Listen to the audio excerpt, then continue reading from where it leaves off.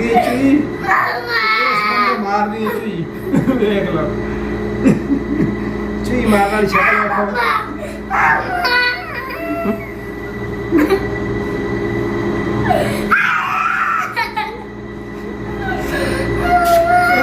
था करो हाँ कर बोल जल्दी ना इतना चढ़ के आ जाएगी चलो तुम मार लागे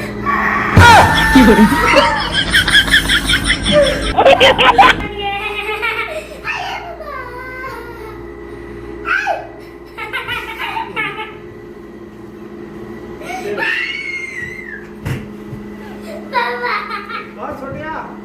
बाहर फेंक के आओ बाहर फेंक के